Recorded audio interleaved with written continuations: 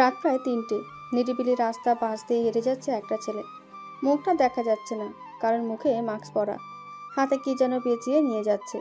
এমন সময় সামনে থেকে দেখা যাচ্ছে একটা পুলিশের গাড়ি আসছে এইদিকে। এটা দেখে ছেলেটা প্রথমে ভয় পেলেও পরে আবার সামনের দিকে এগিয়ে যাচ্ছে। এদিকে পুলিশের গাড়িটাও আসতেছে এইদিকে। গাড়িটা ছেলেটার সামনে দিয়ে চলে গেল। এদিকে ছেলেটাও হাঁটতে হাঁটতে চলে যেতে লাগলো। এমন সময় পেছনে থাকা পুলিশের গাড়িটা থেমে গেল। গাড়ি থেকে বেরিয়ে আসলো একটা মেয়ে। দেখে মনে হচ্ছে লেডি পুলিশ অফিসার। পেছন থেকে ছেলেটাকে ডাক দিয়ে বলতে লাগলো, এই ছেলে, দাঁড়া বলছি ওইখানে। দৌড় দিলে গুলি করে দিব, দাঁড়া বলছি।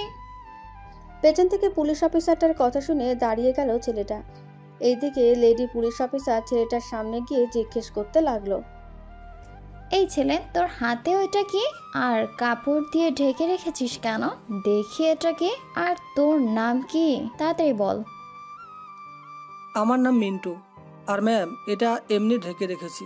আমাকে যেতে দেন, আমার কাজ আছে, কাজটা শেষ করে আসতে হবে।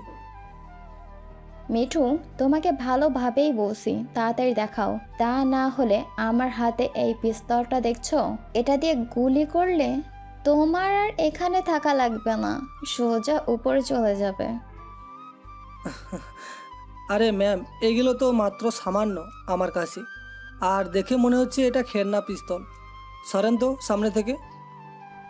খেলনা পিস্তল নাকি একটু পরেই বুঝতে পারবি। আমি যেটা বলেছি এটা কর, তাড়াতাড়ি দেখা তোর হাতে কি আছে, তা না হলে গুলি করে দিব।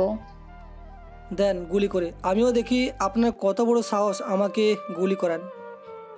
তাহলে দেখা। এই বলে মীরা মিন্টুর 2 পায়ে গুলি করে দিল। গুলি করতেই মিন্টুর সাথে সাথে মাটিতে লুটিয়ে পড়ল। হাত থেকে কাপড় দিয়ে মোড়ানো জিনিসটা পড়ে গেল মাটিতে। এটা দেখে মীরা দৌড়ে ওই জিনিসটা হাতে নিয়ে কাপড় মোড়ানো খুলতেই দেখতে পেল একটা সামান্য পুতুল খেলনার। এটা দেখে মীরা রাগী মুখ নিয়ে তাকালো মিন্টুর দিকে। এটা দেখে মিন্টু কি বলবে বুঝতে পারছে না। এমন সময় মীরা বলে উঠল, কি রে, এটা কি? তুই পুতুলকে এইভাবে কাপড় মুড়িয়ে নিয়ে যাচ্ছিস কেন? ম্যাম, এটা আমার ছোট্ট বোনের জন্য নিয়ে যাচ্ছিলাম। আসলে আমি অনেক গরিব, আমাকে কেউ কাজ দেয় নাই, তাই আমি এই পুতুলটা চুরি করেছিলাম। প্লিজ ম্যাম, আমাকে জেলে দিবেন না, আমি আর কখনোই চুরি করব না। চুরি যখন করেছিস, অপরাধ তো হয়েছেই।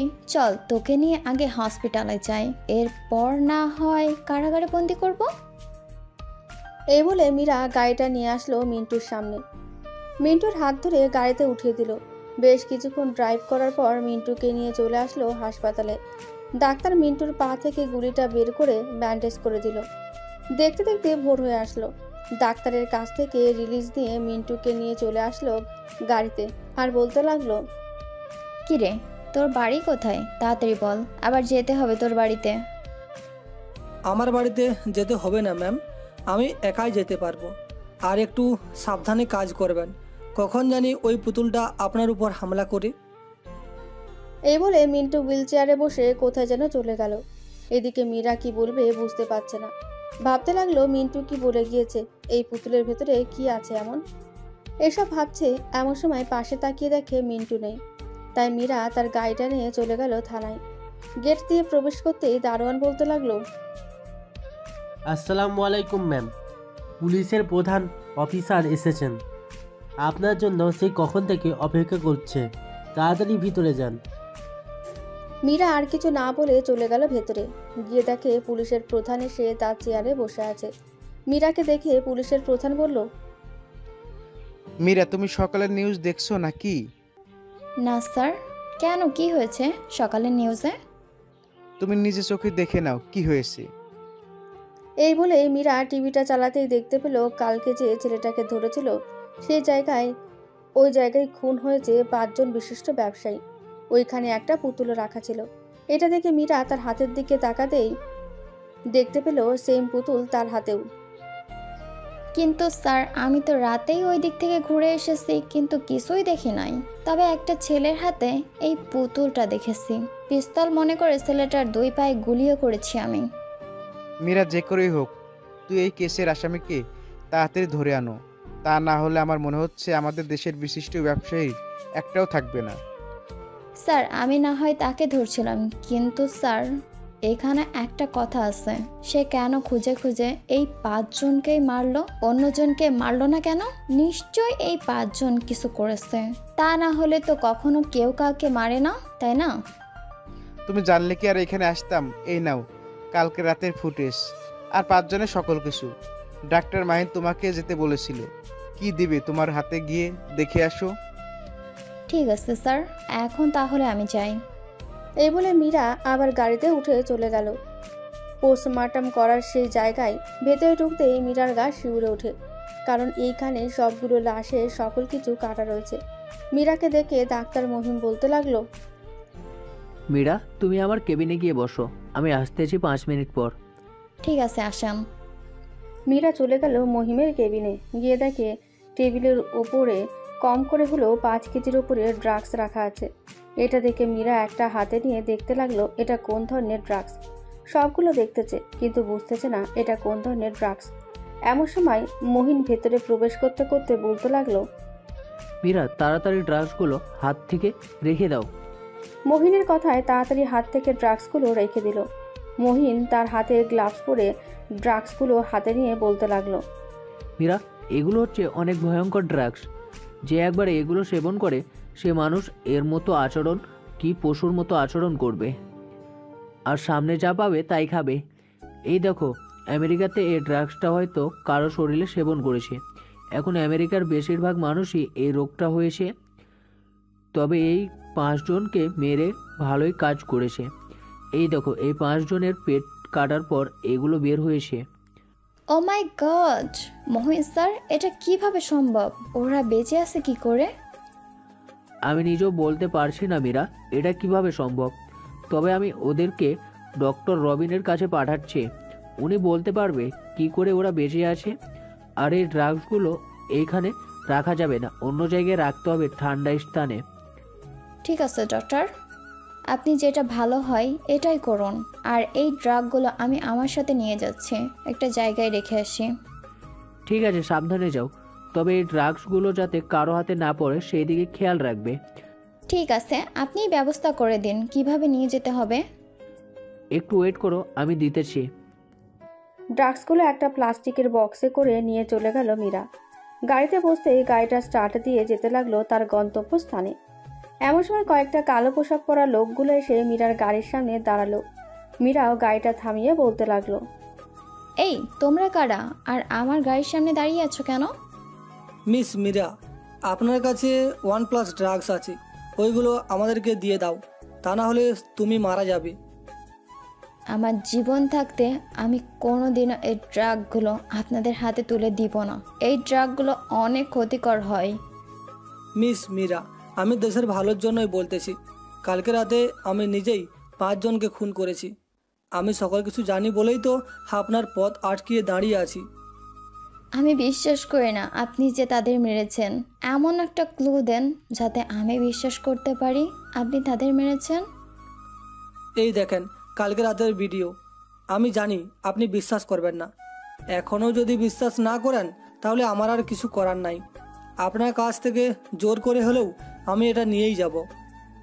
আমার জীবন থাকতে আমি কখনোই এটা দিব না।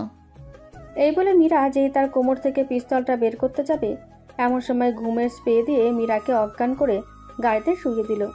এদিকে মিন্টু ফোন দিল থানায়। লোকেশনটা বলে দিয়ে বক্সটা নিয়ে চলে গেল একটা অফিসের সামনে। ভেতরে প্রবেশ করতেই একজন লোককে দেখে মিন্টু সালাম দিয়ে বলতে লাগলো, আসসালামু আলাইকুম স্যার, আমি নিয়ে এসেছি। এখন এইগুলো যে করে হোক একটা ফাঁকা জায়গায় পুড়াতে হবে, যাতে কেউ আশেপাশে কারো উপর না পড়ে। আমি জানি তুমি এই কাজটা করতে পারবে।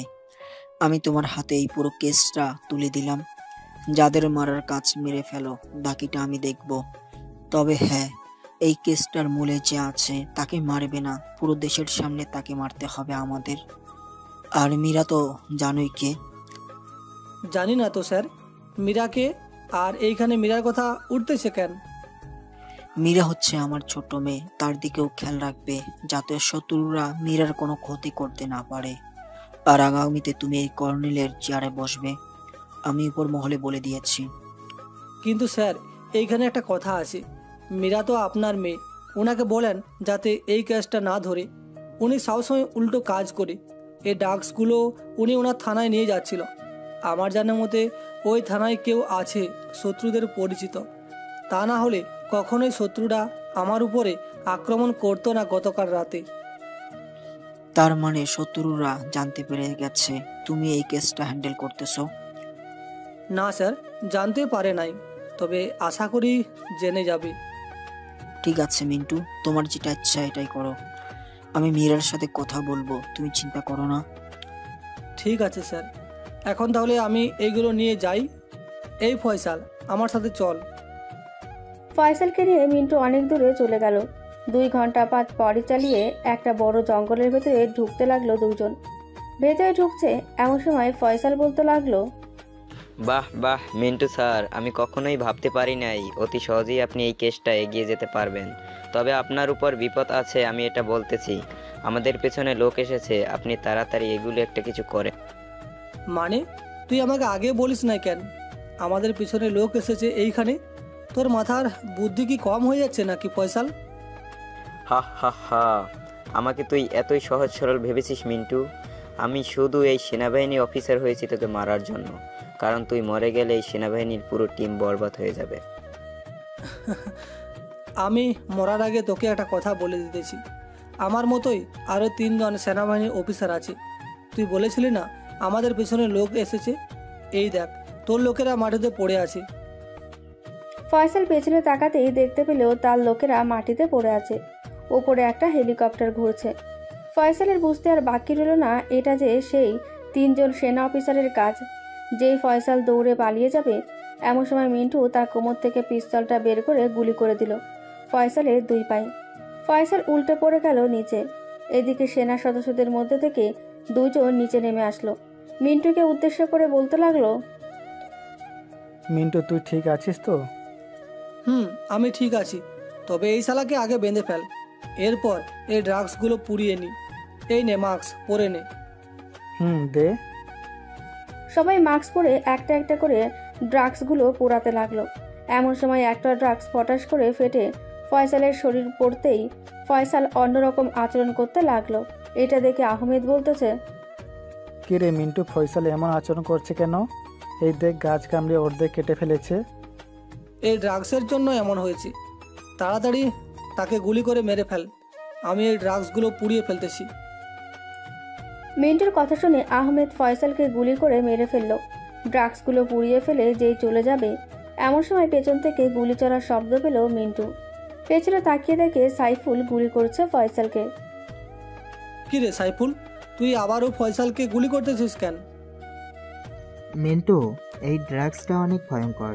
ফয়সাল আবার উঠে গেছে, তাই গুলি করেছি। এর চাইতে ভালো হবে তাকে নিয়ে যাই। আরে বেটা, তাকে ধরলে তো আবার এইটার প্রভাব আমাদের শরীরে পড়বে, তুই বুঝতেছিস না কেন?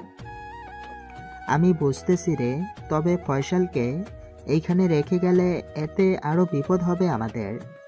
ফয়সাল যদি আবার উঠে যায় তখন কি করব আমরা? তা ঠিক বলেছিস, চল কিছু একটা ব্যবস্থা করি। তবে তার আগে ফয়সালকে ফরেন্সিক ক্লাবে নিয়ে যাইতে হবে। এই ড্রাগসের এত পাওয়ার কোথা থেকে আসলো ডাক্তাররা খুঁজে বের করবে। তাই হবে, চল। আহমেদ গাড়ি থেকে বড় একটা প্লাস্টিকের ব্যাগ এনে ফয়সালকে ভেতরে ভরে নিল আর বলতে লাগলো, সাবধানে তুলে নে। ফয়সালকে তুলে নিয়ে চলে গেল গাড়িতে। বেশ কিছুক্ষণ পর ফরেন্সিক ক্লাবে নিয়ে চলে আসলো। ডাক্তার ফয়সালকে দেখে অবাক হয়ে বলতে লাগলো, মিন্টু, তুমি তাড়াতাড়ি ফয়সালকে মেরে ফেলো, তা না হলে সে এমনি করবে, সে আবারও জীবিত হবে। স্যার, ফয়সাল আবারও কীভাবে জীবিত হবে এটা আমাকে বলেন। আমি তো তাকে এত গুলাগুলি করলাম, তবুও সে মরল না। আমি জানি না, আমি এখনই এন্টি ডোজ বানাতে পারি নাই। তুমি তার হাত পা পুরো বডি কেটে ফেলো। আমি পারবো না, আপনারা করান। আমি কীভাবে তার পুরো বডি কেটে ফেলবো? সে তো আমাদের বন্ধু ছিল, তাই না? ঠিক আছে, তোমরা বাইরে যাও, আর এই লাশটাকে যে করেই হোক মাটিতে পুঁতে ফেলতে হবে। তাকে বের করলে আবার সে এমন হবে। আচ্ছা, আগে তাকে মেরে ফেলান, বাকিটা দেখতেছি কি করা যায়। এই বলে মিন্টু চলে গেল বাইরে। আজকে সে তার নিজের হাতে বন্ধুকে গুলি করে মেরেছে, এটা সে ভাবতেই পারছে না। রাস্তার পাশ থেকে টং দোকান থেকে একটা সিগারেট কিনে খেতে লাগলো। এমন সময় পেছন থেকে সাইফুল বলতে লাগলো, আরে মিন্টু, তুই এসব কি করতেছিস? সিগারেট খাচ্ছিস কেন? আমরা তো আর তোকে মারতে চাই নাই। হঠাৎ করেই ড্রাগসের প্যাকেট ফেটে যায়, এরপর তো ফয়সালের শরীরে গিয়ে পড়েছে। তা তো দেখলাম, কিন্তু এই ড্রাগস কোথা থেকে আসে সব খোঁজ নে, তা না হলে আমাদের দেশ পুরো বরবাদ হয়ে যাবে। মিন্টু কথা বলছে এমন সময় তার ফোনটা বেজে উঠল। তাকিয়ে দেখে সেনাবাহিনীর কর্নেল ফোন দিয়েছে। কলটা রিসিভ করতেই ওই পাশ থেকে সেনাবাহিনীর কর্নেল বলতে লাগলো, মিন্টু, আমি এইসব কি শুনতেছি? ফয়সালকে নাকি তোমরা মেরে ফেলছো? জি স্যার, ফয়সালের শরীরে ড্রাগস পড়েছিল, সে পাগলের মতো আচরণ করছিল, তাই তাকে মেরে ফেলেছি। আর স্যার, ফয়সালও সেই লোকদের সাথে জড়িত ছিল যারা এই কাজ করত। ভাবছিলাম ফয়সালের কাছ থেকে সব কিছু জেনে যাব, কিন্তু আর জানা হলো না। ফয়সাল তো মারাই গেল। এখন আর এসব ভেবে কাজ হবে না, তুমি তোমার কাজ করতে থাকো। ফয়সালের কথা মাথা থেকে ছিঁড়ে ফেলে দাও। এই বলে মিন্টু ফোনটা কেটে দিয়ে ভেতরে চলে গেল। গিয়ে দেখে ফয়সালকে 6 টুকরো করেছে। মিন্টু চোখে পানি। এটা দেখে রবিন বলতে লাগলো, মিন্টু, কিছু করার নেই, তুমি যত তাড়াতাড়ি সম্ভব তত তাড়াতাড়ি ফয়সালকে মাটিতে পুঁতে ফেলো। ঠিক আছে স্যার, এখন রাখছি তাহলে। ফয়সালকে নিয়ে চলে গেল ফয়সালদের বাড়িতে। ফয়সালকে দেখে তার মা বাবা সবাই কান্না করছে। রাতে ফয়সালকে নিয়ে কবর দিয়ে আসলো। দেখতে দেখতে কেটে গেল 2টি দিন। এই 2 দিন কিছুই কাজ করলো না মিন্টু। রাতে বসে আছে মিন্টু, তার টিমের সাথে বসে আছে। এমন সময় তার ফোনটা বেজে উঠল। তাকিয়ে দেখে অচেনা নাম্বার। এটা দেখে সাইফুল বলতে লাগলো, মিন্টু, এটা কার নাম্বার? এইটাতে তো আমরা ছাড়া আর কেউ ফোন দিতে পারে না, সে কিভাবে দিল? চুপ, দেখি আগে কে ফোন দিয়েছে। কলটা রিসিভ করতেই ওই পাশ থেকে বলতে লাগলো, মিন্টু, আমি তোকে ছাড়বো না। তুই আমার ছেলেকে মেরে ফেলেছিস। আমি বাংলাদেশকে পুরো ধ্বংস করে দিব, মনে রাখিস, পুরো ধ্বংস করে দিব। খুব তাড়াতাড়ি দেখতে পারবি। রাখলাম এখন। ফোনটা কেটে দিল ওই পাশ থেকে। এইদিকে মিন্টু লোকেশন ট্র্যাকিং করার চেষ্টা করছে, কিন্তু পারছে না। কি হয়েছে রে? ট্র্যাকিং করতে পারছিস? না, পারি নাই। এটা ট্রেকিং করতে গেলে এই দেখ আরও 3টে দেশের ঠিকানা দেখাচ্ছে। তবে আমার মনে হচ্ছে যে কেউ এই নাম্বারটা কন্ট্রোল করতেছে এই 3টি দেশ থেকে। যে করে হোক বিপদ থেকে রক্ষা করতেই হবে বাংলাদেশকে। শুন, যেহেতু লোকটা বলেছে ফয়সাল তার ছেলে, সেহেতু এইখানে বোঝা যাচ্ছে এখন যারা আছে তারা ফয়সালের বাবা মা না, অন্য কেউ হবে। আচ্ছা, আমি যাইতেছি, তাদের বাড়িতে গিয়ে দেখি কোনো কিছু বের করতে পারি নাকি, ফয়সালের আসল পরিচয়। তোরা যা, আমি এই দিকটা দেখতেছি। আহমেদ আর সাইফুল চলে গেল। এদিকে মিন্টু একটা সিগারেট ধরিয়ে টানছে আর ভাবছে কে হতে পারে এটা। সে কিভাবে এই একই টকের নাম্বার পেল? কে হতে পারে, কে হতে পারে? এসব চিন্তা করছে এমন সময় তার মনে পড়ে গেল একজন অফিসারের কথা। ফোনটা বের করে ফোন দিল সেনাবাহিনীর কর্নেলকে। কিছুক্ষণ রিং হতেই ওই পাশ থেকে একটা মেয়ে ফোনটা রিসিভ করে বলতে লাগলো, আসসালামু আলাইকুম, কে বলছেন? ওয়ালাইকুম সালাম, আমি সেনাবাহিনীর অফিসার মিন্টু বলতেছি।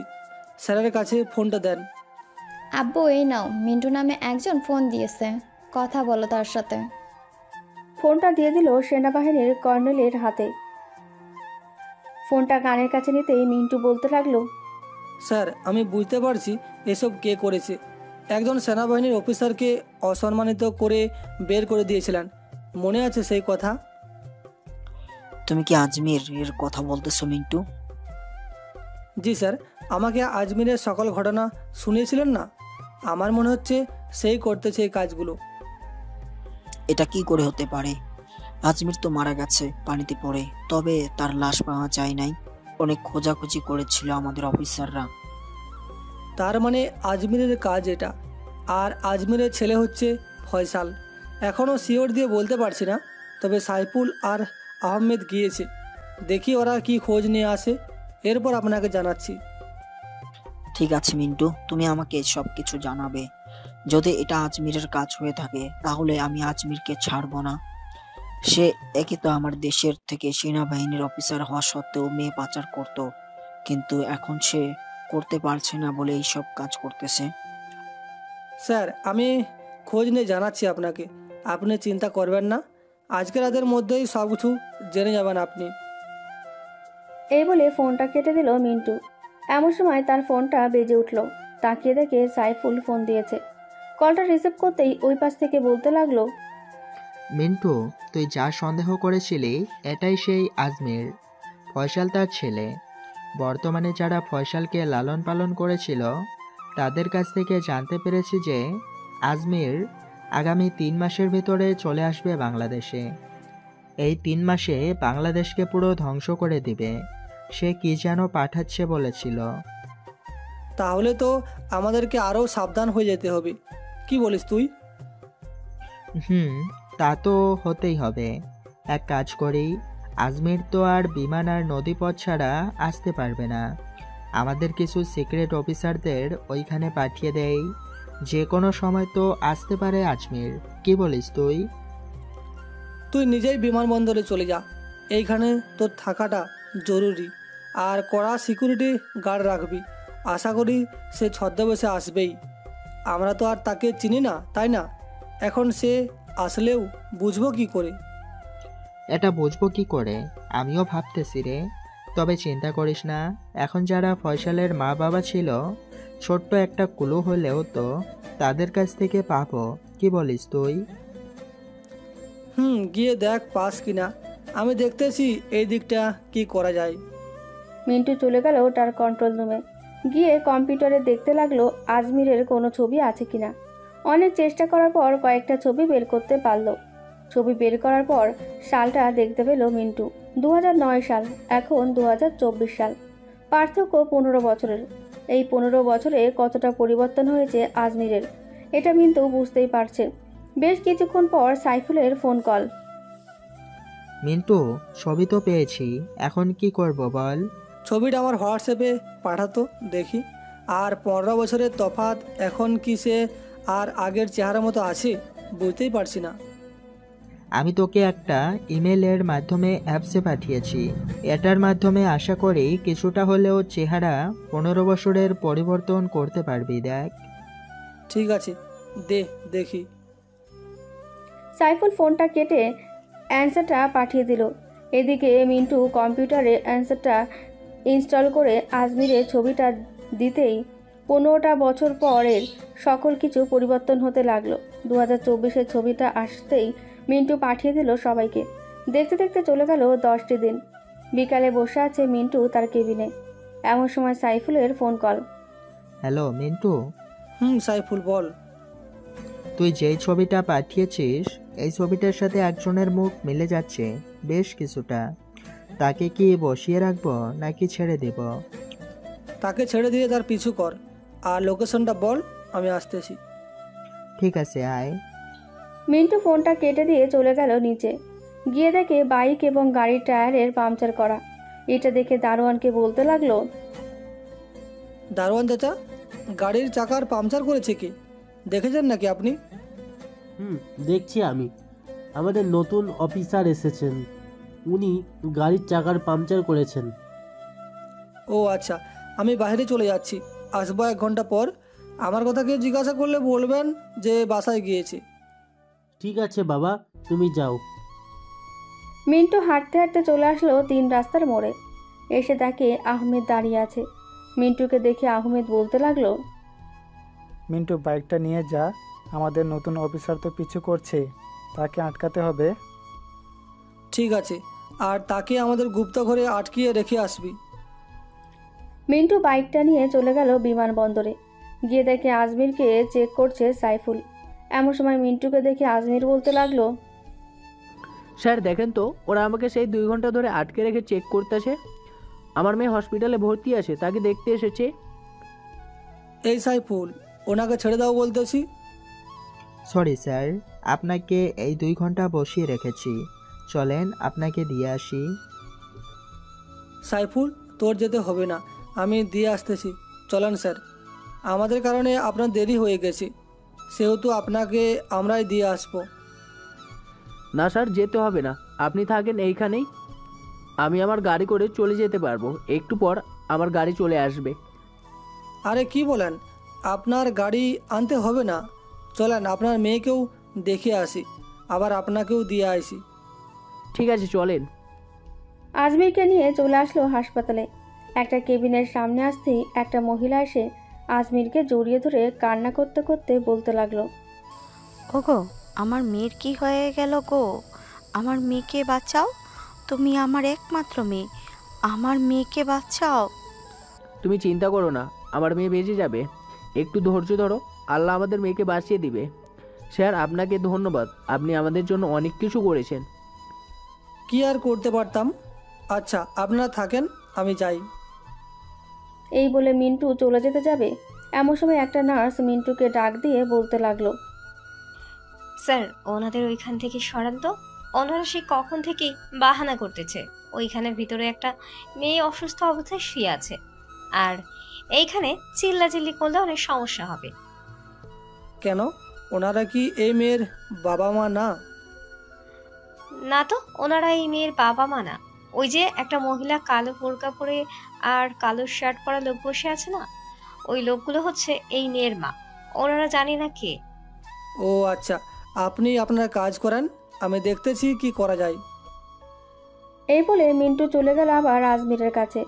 মিন্টুকে দেখে আজমির কিছুটা ভয় পেয়ে বলতে লাগলো, স্যার, আপনি আবার এসেছেন এইখানে? আপনার সাথে কথা ছিল, একটু যদি আসতেন তাহলে খুব ভালো হতো। স্যার, চলেন।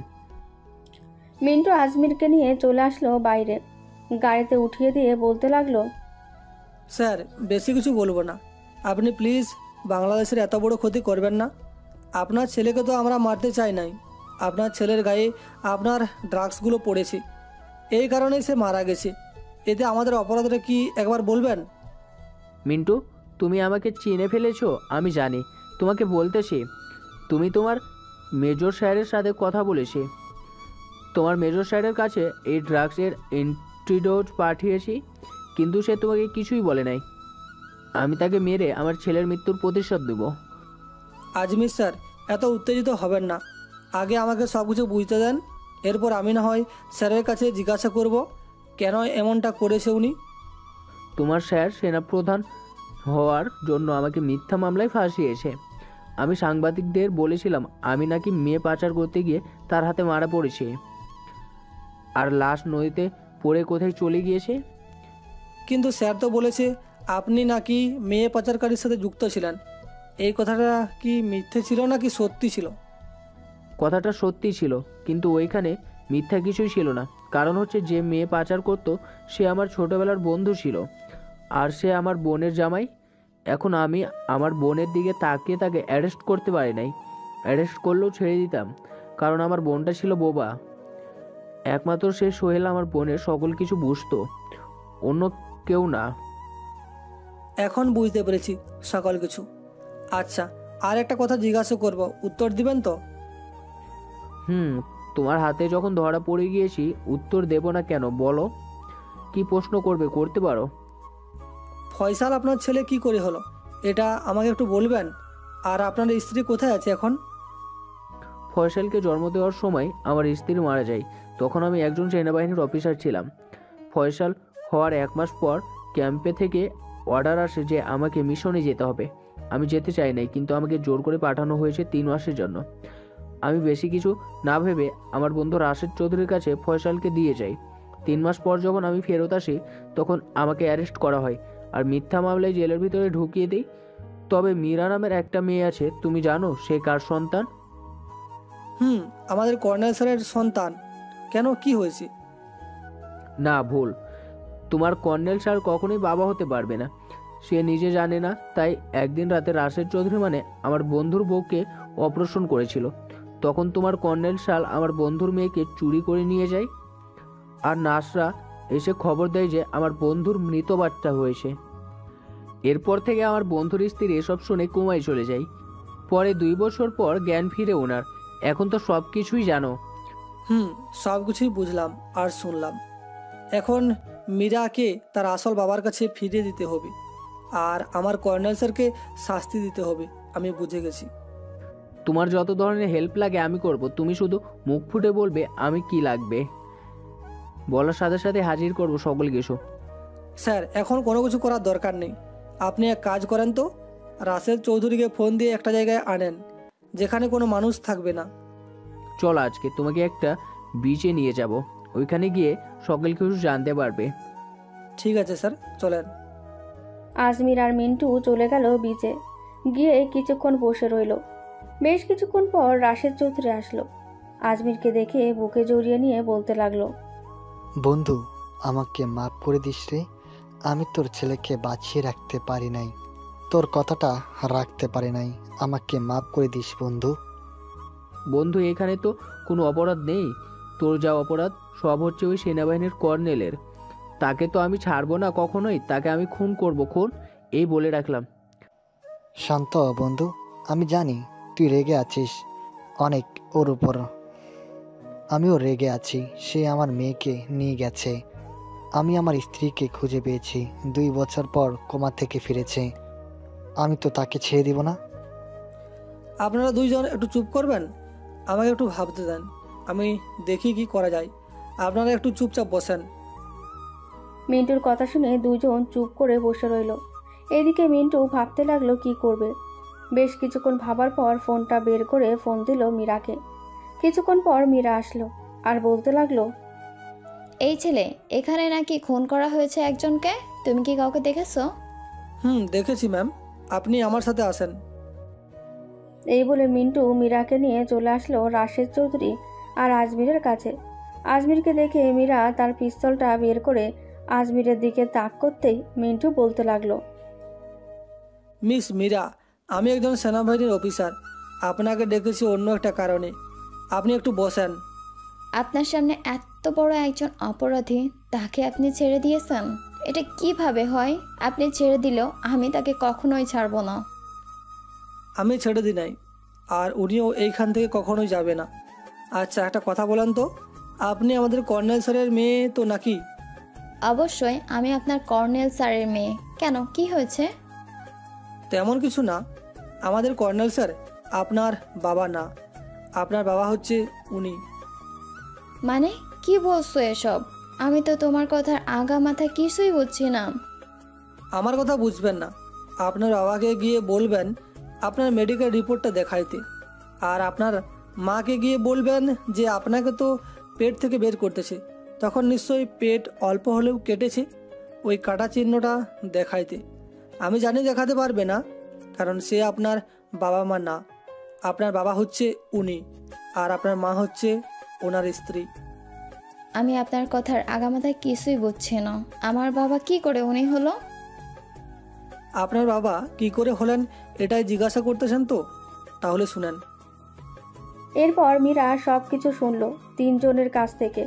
সব শুনে মীরা কান্না করে দিয়ে রাশেদ চৌধুরীকে জড়িয়ে ধরে বলতে লাগলো, আব্বু, আমাকে মাফ করে দাও, আমি তোমাকে চিনতে পারি নাই। মা, এখন তো চিনতে পেরেছিস। চল, আজকে তোকে তোর মায়ের কাছে নিয়ে যাব। তোর মা তোর ফেরার অপেক্ষায় বসে আছে সে কবে থেকে। ধন্যবাদ মিন্টু, তুমি আমার মেয়েকে ফিরিয়ে দিয়েছ। ধন্যবাদ দিতে হবে না, আমার আরও কাজ আছে, আমাকে আরও কাজ করতে হবে। মীরা, তুমি কর্নেল স্যারের সামনে কিছুই বলবে না। আস্তে আস্তে সকল প্রমাণ বের করে এরপর কর্নেল স্যারকে ধরবো। ঠিক আছে আব্বু, চলো এখন যাই তাহলে। আপনি তুইও চল আমাদের সাথে আমাদের বাসায়। আর বন্ধু, প্লিজ দেশের কোনো ক্ষতি করিস না, এটা তোর কাছে অনুরোধ রইল। মিন্টু সবকিছু ঠিক করে নিবে, তুই দেখে নিস। ঠিক আছে, মিন্টুর ওপর ভরসা করলাম। আর মিন্টু, আমার ছেলেকে যেইভাবে মেরেছো এর থেকে বড় শাস্তি যাতে পায় তোমার কর্নেল স্যার। আমি সব প্রমাণ আদালতের কাছে দিব, এরপর আদালত তার কাজ করবে। এখন আপনারা যান, আমি আসতেছি। সবাই চলে গেল। এদিকে মিন্টু গাড়ি চালিয়ে চলে আসলো অফিসে। এসে তাকে কর্নেল স্যার বসে আছে। কর্নেল স্যারকে দেখে মিন্টু বলতে লাগলো, স্যার, কিছুদিন ধরে দেখতেছি আপনি অফিসে বেশি সময় দিতেছেন, কোনো সমস্যা হয়েছে নাকি? না, কোনো সমস্যা হয় নাই, তবে একটা একটা কথা, সাইফুল বলেছে আজকে নাকি তুমি আজমিরকে ধরেছো, তাকে নিয়ে আসো নাই? স্যার, এটা আজমির ছিল না, এটা অন্য একজন ছিল। কারণ আজমির যদি হতো তাহলে তো আর তার বাচ্চা থাকতো না। আমি সকল কিছু খোঁজ নিয়েছি, আজমির এখনও আমেরিকাতে। ও আচ্ছা, আজমিরকে আসলেই তাকে ধরে আমাকে খবর দিবা, আমি নিজ হাতে দেশদ্রোহীদের জবাই করে দেব, মারবো। ওকে স্যার, আপনি সাবধানে থাকবেন। শুনেছি আজমিরের লোকেরা আপনাকে খুঁজতেছে মারার জন্য। আপনি নাকি বেআইনি কাজ করেন, মানে মেয়ে পাচারকারীদের সাথে যুক্ত আছেন। কে বলেছে তোমাকে এই কথাটা? আমাকে একবার বলো, তার ধর থেকে মুন্ডুটা আলাদা করে দেব, এই বলে দিলাম। না স্যার, নাম বললে তো আপনি আপনার কাজ করবেন, তাই নাম বলবো না। আগে সব কিছু প্রমাণ পাই, এরপর না হয় বাকি সব কিছু করব। আপনি যদি অপরাধী না হয়ে থাকেন তাহলে এত কথা বলেন কেন? তো বলবে না মিন্টু, তুমি নিজেই বলো তো, নিজের নামে যদি এইসব কথা কেউ বলে তাহলে আমি তোমার কেমন লাগবে? জানি খারাপ লাগবে। আচ্ছা স্যার, মীরাকে পরিচয় করে দিতে পারবেন আমার সাথে? ওনার সাথে জরুরি কিছু কথা ছিল। ঠিক আছে, পরিচয় করিয়ে দিব না। এখন তুমি তোমার কাজ করো, আমি বাড়িতে গেলাম। ঠিক আছে স্যার, যান তাহলে। সেনাবাহিনীর কর্নেল চলে গেল। এদিকে মিন্টুও চলে আসলো হাসপাতালে। 19 বছর আগের ফাইলগুলো খুঁজতেছে, বেশ কয়েকটা খুঁজতেই পেয়ে গেল। এদিকে সেই ডাক্তারকে খুঁজতে খুঁজতে সময় লেগে গেল 3 দিন। দেখতে দেখতে মীরার প্রায় অনেক ডকুমেন্টস বের করে ফেলেছে। রাতে মিন্টু বসে আছে অফিসে, এমন সময় তার ফোনটা বেজে উঠল। তাকিয়ে দেখে তার আম্মু ফোন দিয়েছে। কলটা রিসিভ করতেই ওই পাশ থেকে বলতে লাগলো, কিরে মিন্টু বাবা, বাড়িতে আসবি না তুই? আজকে 1 বছর হয়ে গেছে, এখনো তুই আসছিস না। আমাদের উপরে রাগ করে আছিস নাকি? না আম্মু, রাগ করেনি। আসলে আমি একটু কাজে ব্যস্ত তো, তাই আর কি আসতে পারছি না। দেখি এই কেসটা সমাধান করে একবার ঘুরে আসবো বাড়ি থেকে। ঠিক আছে, আয়। আর এই নে, তোর বাবা কথা বলবে। হ্যালো আব্বু, কেমন আছো? আলহামদুলিল্লাহ ভালো আছি বাবা, তুই কেমন আছিস? আমিও ভালো আছি আব্বু। খাওয়া দাওয়া করছো তো রাতে? করেছি। তোকে একটা কথা বলতে চাইছিলাম, যদি তুই অনুমতি দিস তাহলে বলতাম। আব্বু বলো, অনুমতি নিতে হবে না। আসলে তোর মা তো অসুস্থ, আমি ভাবছিলাম কি তোর জন্য একটা মেয়ে দেখতে যাব, তোর সাথে বিয়ে দেওয়ার জন্য। এখন তুই যদি অনুমতি দিস তাহলেই যাব, তাছাড়া যাব না। এখন না আব্বু, আমি বাড়িতে আসলে এরপর যাবে মেয়ে দেখতে। এর আগে মেয়ে দেখা দেখি করবে না, বলে দিলাম। ঠিক আছে, তুই যেটা বলবি এটাই হবে। আচ্ছা, এখন খাওয়া দাওয়া করে ঘুমা, রাখি তাহলে এখন। মিন্টু কথা বলে ফোনটা কেটে দিল। বেশ কিছুক্ষণ পর সাইফুল আসলো আর বলতে লাগলো, কিরে মিন্টু, ওই দিন না তুই আজমিরকে ধরেছিস? তাহলে কর্নেল স্যারের কাছে মিথ্যা বললি কেন? কেন মিথ্যা বলেছি সব জানতে পারবি। এখন স্যারকে কিছু বলিস না, আমি কিছু প্রমাণ জোগাড় করতেছি। জোগাড় করা শেষ করে এরপর তোমাকে বলবো কেন ধরি নাই।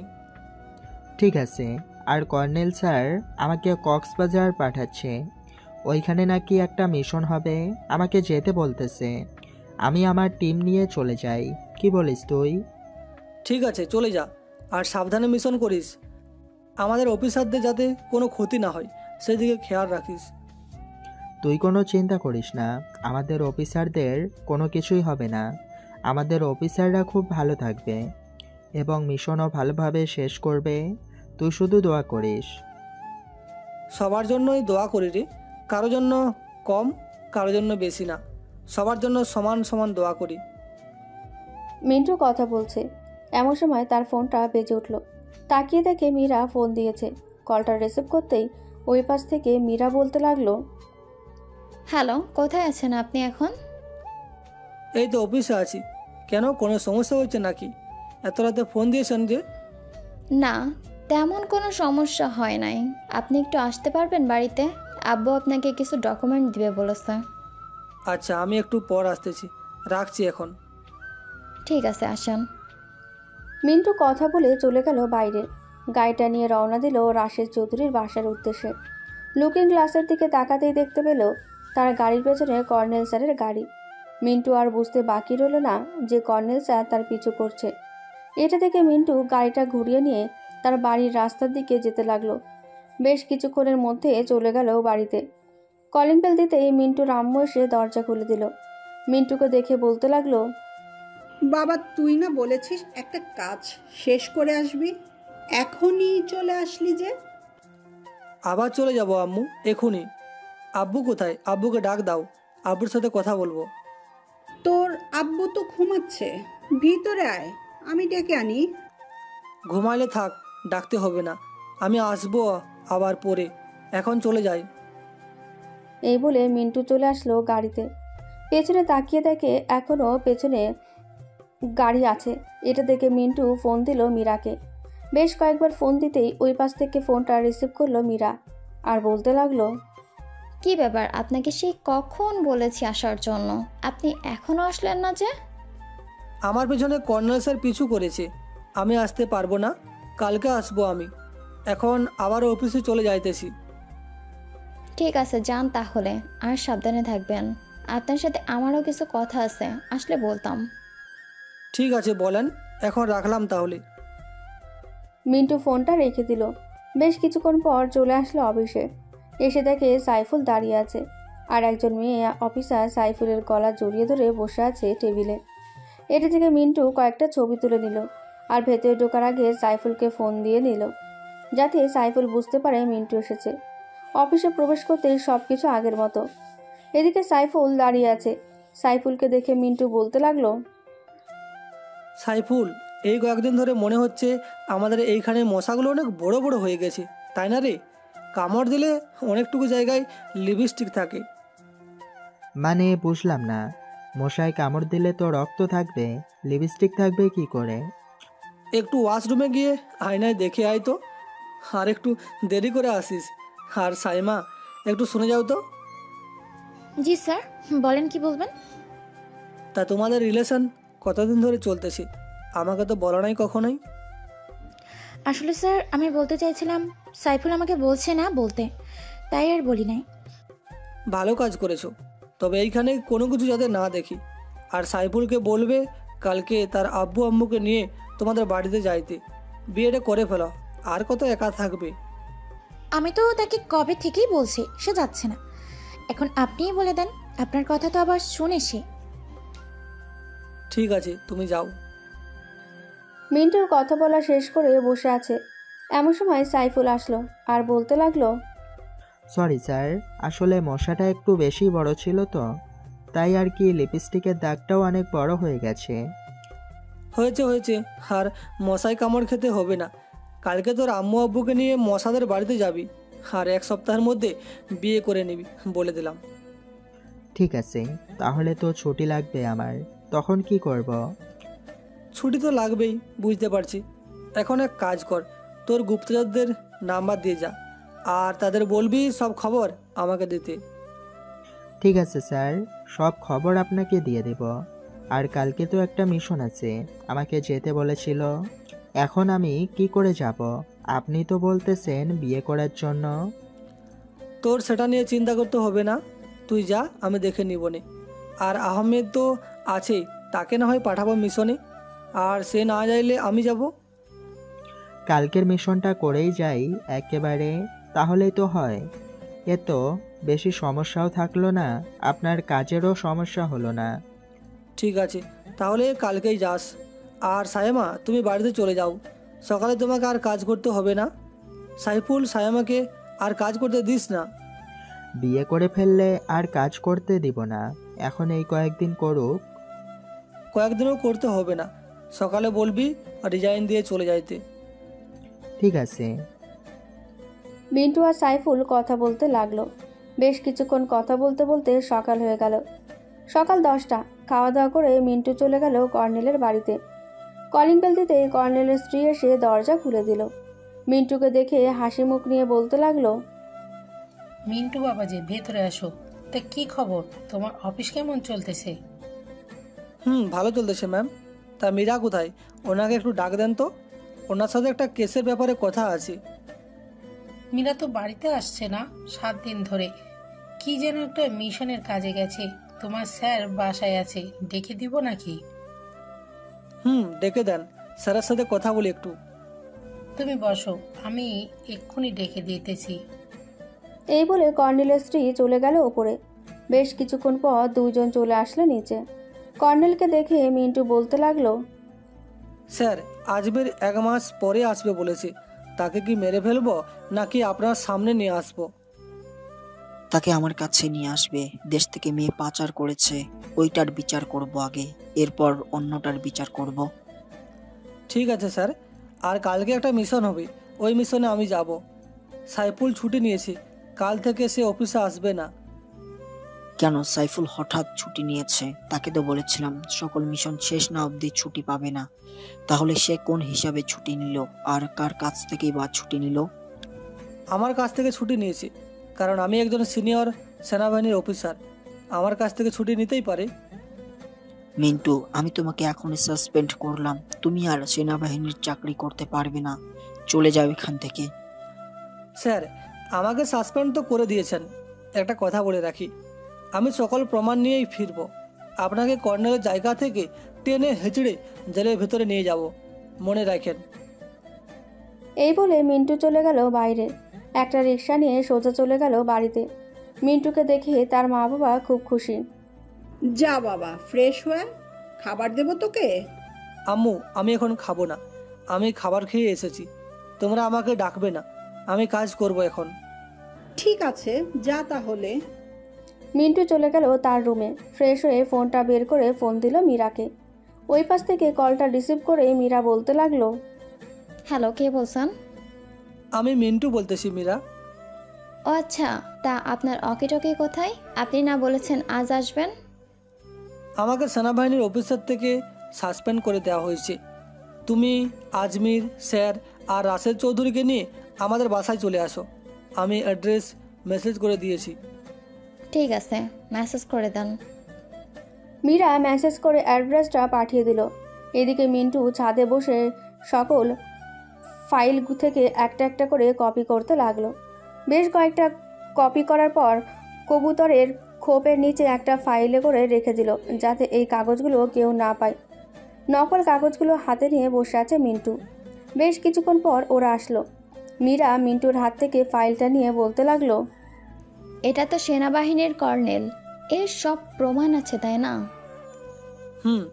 এটাই সকল প্রমাণ আছে মীরা, এখন শুধু তাকে গ্রেপ্তার করার পালা। আর কয়েকদিন পর অন্য দেশ থেকে বড় একটা পাচারকারীর দল আসবে আমাদের দেশ থেকে নারী পাচার করতে। ও আচ্ছা, ওইটা নিয়ে তোমাকে চিন্তা করতে হবে না, আমি একাই পারবো সব কিছু করতে। আব্বু আঙ্কেল আপনারা একটু নিচে যান, আমি একটু মিন্টুর সাথে কথা বলবো।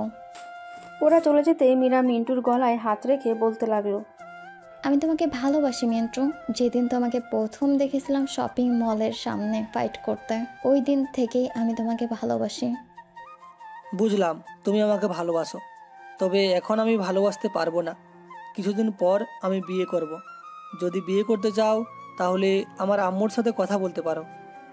ঠিক আছে, আমি কথা বলবো তোমার আম্মুর সাথে, এখন আমি যাই। মীরা চলে গেল। এদিকে মিন্টু চলে আসলো রুমে। বেশ কিছুক্ষণ পর আজমির আসলো। দরজাটা বন্ধ করে মিন্টুর কাছে আসতে আজমির বলতে লাগলো, মিন্টু, কয়েকদিন ধরে দেখতেছি যে মীরা কেমন যেন চেঞ্জ হয়ে গিয়েছে। আমার কাছ থেকে অনেক তথ্য নিয়ে গিয়েছে আর তোমার কর্নেলের কাছে পাঠিয়ে দিচ্ছে। ও আচ্ছা, এর জন্যই তো স্যার আমাকে বের করে দিয়েছে। চিন্তা নেই, দেশ থেকে একটা মেয়েও পাচার হবে না, আর সবাইকে শাস্তি দেওয়া হবে, চিন্তা করো না। তাই যেন হয়। আর আমি চাইছিলাম কি আমার সেনাবাহিনীর অফিসার হতে। আমাকে কি আবার সেনাবাহিনীর অফিসার বানানো যাবে? বানানো যাবে না কেন? আপনার বয়স এখনও 45 পার হয় নাই, হতে পারবেন। আগে আমাদের স্যারকে শেষ করে নিই, এরপর প্রধানমন্ত্রীর সাথে কথা বলে আমি নিজেই আপনাকে সেনাবাহিনীর অফিসার হিসেবে ঘোষণা করব। ঠিক আছে মিন্টু, এখন যাই তাহলে, আমি কালকে কথা হচ্ছে। মীরা সবাইকে নিয়ে চলে গেল। এদিকে মিন্টু তার ঘরে বসে আছে। এমন সময় তার ফোনটা বাজতে লাগলো। ফোনের স্ক্রিনে তাকাতেই দেখতে পেল তার গুপ্তচর ফোন দিয়েছে। কলটা রিসিভ করতেই ওই পাশ থেকে বলতে লাগলো, স্যার, আজকে রাতে সেনাবাহিনীর কর্নেল আপনার বাড়ির উপর হামলা করবে। আপনি আপনার মা বাবাকে নিয়ে কোনো একটা নিরাপদ স্থানে চলে যান। ধন্যবাদ তোমাকে খবরটা দেওয়ার জন্য। এখন রাখো তাহলে, কাজ আছে অনেক।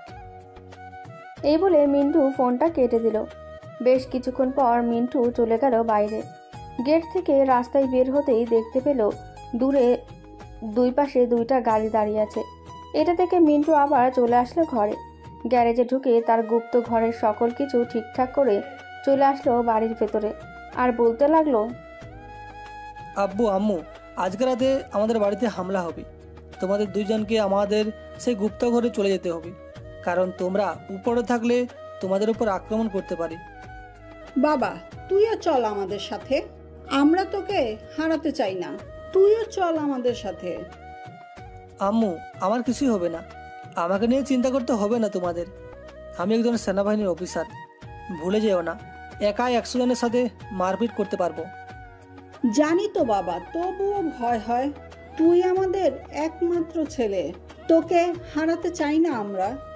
আমাকে নিয়ে চিন্তা করতে হবে না বললাম তো। তোমরা এখনই চলে যাও আমার সেই গুপ্ত ঘরে। ঠিক আছে, চল যাই। মিন্টু তার আম্মু আব্বুকে নিয়ে চলে গেল সেই গুপ্ত ঘরে। গিয়ে দেখে সব কিছুই আছে। মিন্টু তার মা বাবাকে সব কিছু দেখিয়ে দিয়ে চলে আসলো বাইরে। এসে দেখে একজন লোক গেটের নিচ দিয়ে বারবার উকি দিচ্ছে। এটা দেখে মিন্টু কিছুই বলল না, গাড়িটা নিয়ে চলে গেল বাইরে। মিন্টুর পিছু পিছু সেই দুটো গাড়িও যেতে লাগলো। বেশ কিছুক্ষণ পর মিন্টু চলে আসলো একটা বাড়ির সামনে। এসে দেখে তার বন্ধু দাঁড়িয়ে আছে। তাকে দেখে গাড়ির ভেতর থেকে একটা চিরকুট ছুঁড়ে মারলো তার দিকে। সাথে সাথে গাড়িটা স্টার্ট করে চলে আসলো ওইখান থেকে আবার বাড়িতে। রাতে মিন্টু শুয়ে আছে তার রুমে। ঘড়ির দিকে তাকিয়ে দেখে রাত 11:45 বাজে। এটা দেখে মিন্টুর জানালার পাশে এসে দাঁড়িয়ে দেখতে লাগলো কেউ আছে কিনা। বাইরে তাকিয়ে দেখে কয়েকজন লোক ভেতরে প্রবেশ করছে। এটা দেখে মিন্টু তার ড্রয়ার থেকে পিস্তল দুটা বের করে সাইলেন্সার লাগিয়ে নিয়ে তার কোমরে একটা আর প্যান্টের ভেতরে একটা রেখে দিল। কিছুক্ষণ পর কয়েকজন লোক এসে মিন্টুর 2 পায়ে এবং 2 হাতে ধরে ফেলল। বেশ কিছুক্ষণ পর সেনাবাহিনীর কর্নেল আসলো, সাথে মীরাও। মীরাকে দেখে মিন্টু বলতে লাগলো, বাহ মীরা বাহ, আমি কখনোই ভাবতে পারি নাই তুমি এই কাজটা করবে। তুমি একজন পুলিশ অফিসার হয়েও তুমি এই কাজটা করতে পারলে, আমি ভাবতে পারছি না। আমাকে ক্ষমা করে দিও মিন্টু। আমি আমার বাবা মাকে এত বছর পর পেয়ে তাদের হারাতে চাই না। আমি এর জন্য তোমার কাছ থেকে সকল কিছু নিয়ে আমি দিয়ে দিলাম। আমাকে মাফ করে দিও। এই তোদের দুজনের নাটক বন্ধ করতো। তোদের নাটক দেখতে আর ভালো লাগছে না। 19টি বছর ধরে খাইয়ে পরিয়ে মানুষ করেছি, আর তুই কিনা আমাকে জেলে ঢুকানোর ব্যবস্থা করেছিলি। তুমি যেমন তোমাকে তেমন করা জরুরি, তাই না? তুমি খুব খারাপ একটা মানুষ, তাই তোমাকে একটু জেলে দিতে চেয়েছিলাম, কিন্তু পারলাম না। আমাকে আর পাবিও না। এই দুজনকে বেঁধে ফেলতো। আজকে রাতেই এই দুজনকে মারবো। শালাদের তরতাজা রক্ত না দেখলে আমার চোখে ঘুম আসবে না। বুঝতে পারছি। তাড়াতাড়ি মেরে ফেল আমাকে, আমি মরতে চাই।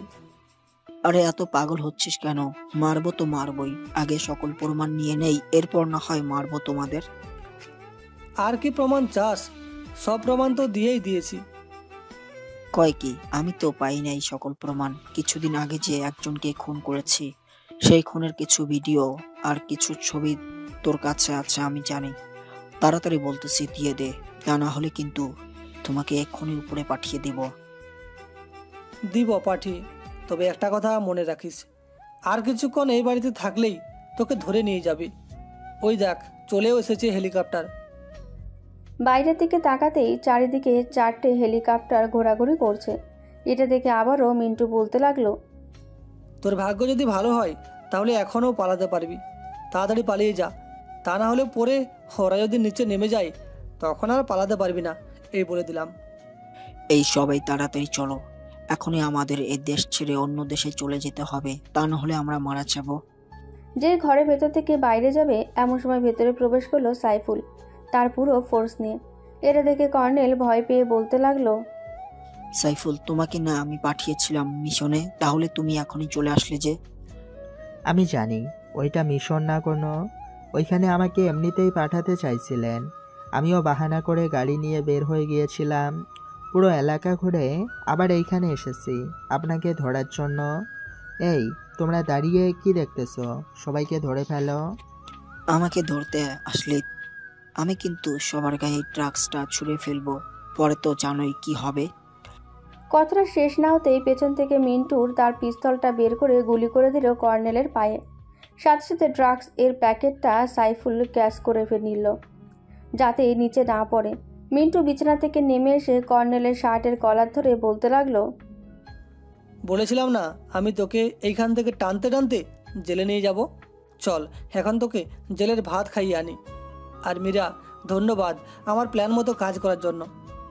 মানে আমি তোমার প্ল্যান মতো কাজ করেছি মানে?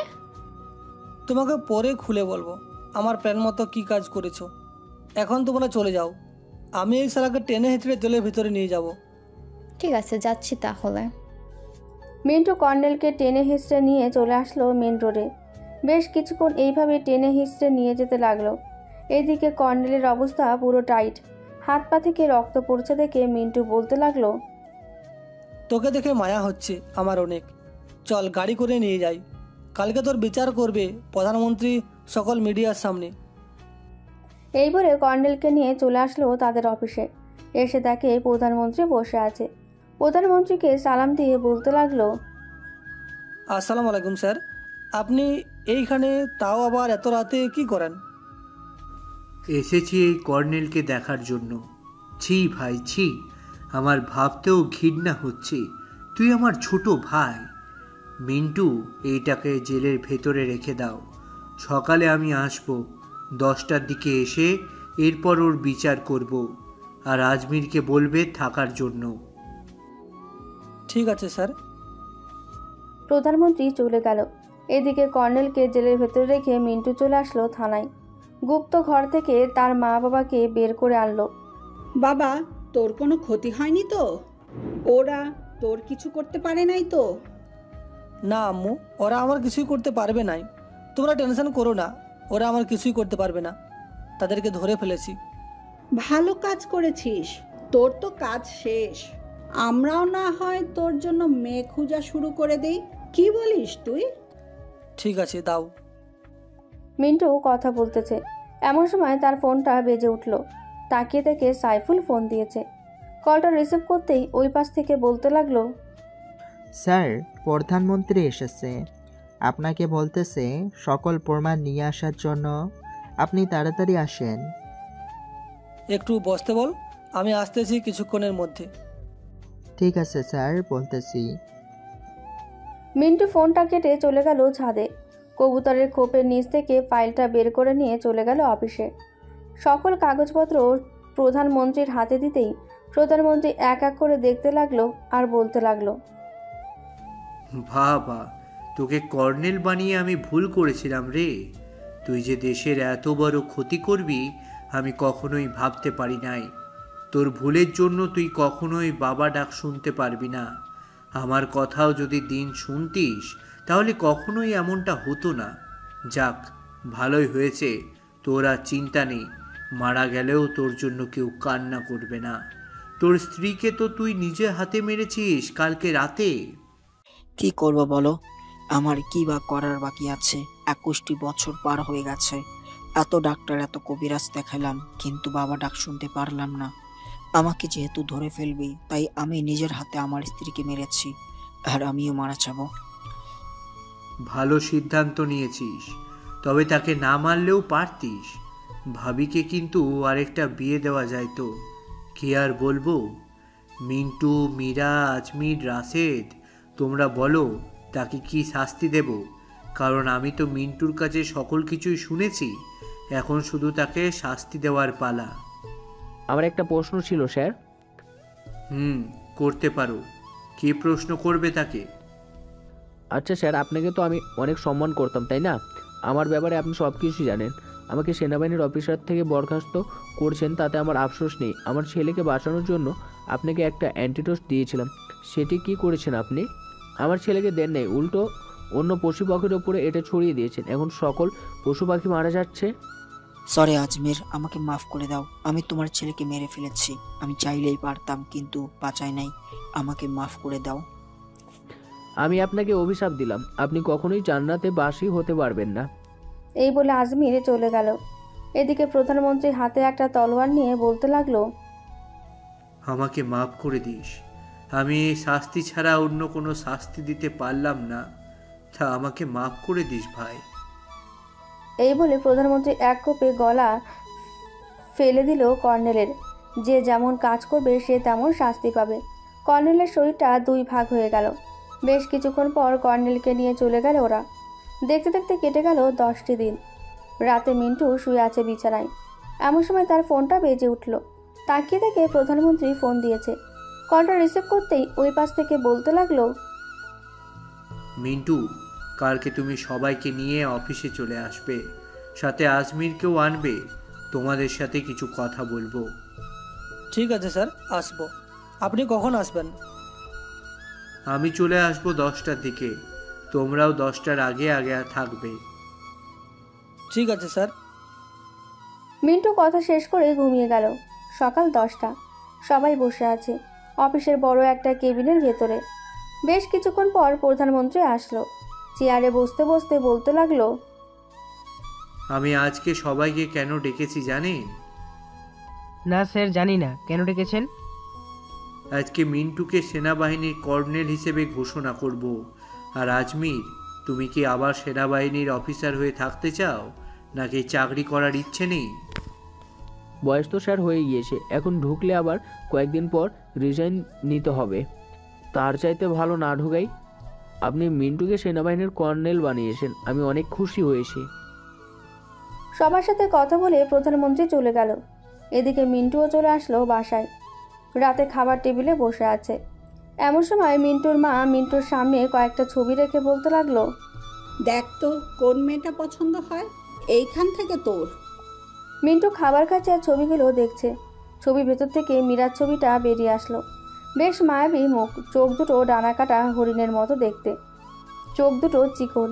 এত গভীর মনোযোগ দিয়ে দেখতেছে পিকটা। এটা দেখে মিন্টুর আম্মু বলতে লাগলো, আমাদেরও মেয়েটা পছন্দ হয়েছিল, ভাবছিলাম বলবো, কিন্তু এখন দেখি তোরও পছন্দ হয়েছে।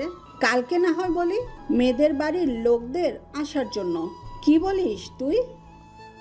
বলো। মিন্টু খাওয়া দাওয়া করে চলে গেল তার রুমে। বিছানায় শুয়ে পড়তেই ঘুম চলে আসলো। সকাল 10টা। ঘুম ভাঙলো কারো মিষ্টি কণ্ঠের স্বরে। এই যে শুনছেন, সকাল 10টা বাজে, উঠুন। আমার আব্বা আম্মুকে নিয়ে এসেছি, তাড়াতাড়ি ফ্রেশ হয়ে নিচে আসেন। মিন্টু চোখটা খুলতেই দেখতে পেল মীরা বসে আছে আর কথাগুলো সে বলতেছে তাকে। এটা দেখে মিন্টু বলতে লাগলো, আচ্ছা তুমি নিচে যাও, আমি ফ্রেশ হয়ে আসতেছি। ঠিক আছে, আসো তাহলে। মীরা চলে গেল নিচে। এদিকে মিন্টু ফ্রেশ হয়ে চলে আসলো নিচে। এসে থেকে মীরার মা আম্মু আব্বু এসে বসে আছে। তাদের দেখে মিন্টু বলতে লাগলো, আসসালামু আলাইকুম, কেমন আছেন আপনারা? আলহামদুলিল্লাহ ভালো আছি। মিন্টু, তুমি কেমন আছো? আমিও ভালো আছি। বিআই সাহেব, ছেলে তো আমাদের আগে থেকে পছন্দ হয়েছে। এখন আপনি কবে বলেন বিয়ে ঠিক করতে? আমি আর কি বলবো, মিন্টু যেটা বলবে এটাই হবে। কি রে মিন্টু, তুই বল কবে বিয়ে ঠিক করবি? আব্বু, আমি আজকে রাতেই শুধু কাজে ডেকে বিয়ে করে ফেলবো, আর কোনো অনুষ্ঠান হবে না। তা কি করে হয় বিআই সাহেব? আপনি তো শুনলেন, এখন আপনি বলেন কি বলবেন। মিন্টু যেহেতু কোনো অনুষ্ঠান করবে না বললো, তাহলে না করাই ভালো। আজকে রাতে তাদের বিয়ে হবে, কি বলেন আপনারা? ঠিক আছে, আজকে রাতেই বিয়ে হবে তাদের। সবাই খাওয়া দাওয়া করে আড্ডা দিতে লাগলো। কখন যে বিকেল বেরিয়ে রাত হয়ে গেল খেয়াল নেই কারো। বাড়িতে রান্নার আয়োজন চলতেছে সবার জন্য। রাতে খাওয়া দাওয়া শেষ করে বসে আছে। ঘড়ির দিকে তাকিয়ে তাকিয়ে রাত 11টা বেজে গেছে, কিন্তু কাজে আসার খবর নেই। এটা দেখে মীরা বলতে লাগলো, আব্বু, আজকে কি কাজে আসবে না, নাকি রাত তো 11টা বেজে গেছে? আসবে আসবে, ওই তো চলে এসেছে। কলিং বেলটা বাজতেই দরজা খুলে দেখে কাজী এসেছে। কাজীকে সকল কিছু দিয়ে দিল। বেশ কিছুক্ষণের মধ্যে কাজী তার সকল নিয়মকানুন মেনে বিয়ে পড়িয়ে দিয়ে চলে গেল। এদিকে মীরা আর মিন্টু চলে আসলো ঘরে। দরজাটা লাগিয়ে দুজন 2 রাকাত নফল নামাজ পড়ে বিছানায় বসে পড়ল। এদিকে মিন্টু মীরার কানের কাছে গিয়ে বলতে লাগলো, বউ একটু মাথাটা টিপে দিবা, অনেক ব্যথা করতেছি। আসো, আমার কোলে মাথা রেখে শুয়ে পড়ো, আমি টিপে দিচ্ছি। মীরা মিন্টুর মাথা টিপে দিতেছে আর গল্প করছে। এদিকে মিন্টু মীরার পেট থেকে শাড়িটা সরিয়ে চুমু দিতেছে বারবার, আর মীরা কেঁপে কেঁপে উঠে বলছে, এই কি করছো তুমি? এসব করো না, আমার কেমন জানি লাগে। কেমন লাগে গো বউ? জানি না কেমন লাগে। তাহলে আর একটু লাগিয়ে দিই, দেখো কেমন লাগে। ঠিক আছে। এই বলে মিন্টু মীরার ঠোঁটজোড়া দখল করে নিল। এইভাবে 30 মিনিট থাকার পর মিন্টু মীরাকে ছেটে দিতেই মীরা হাঁপাতে হাঁপাতে বলতে লাগলো, আমাকে মেরে ফেলবে নাকি? এইভাবে কে কিস করে? মীরার কথা শেষ না হতেই আবার ঠোঁটজোড়া এক করে দিল। বাকিটা ইতিহাসের 1202 নাম্বার পাতায় লেখা আছে। এখন আপনারা বিদায় হন। আবারও দেখা হবে নতুন কোনো গল্পে। ধন্যবাদ সবাইকে।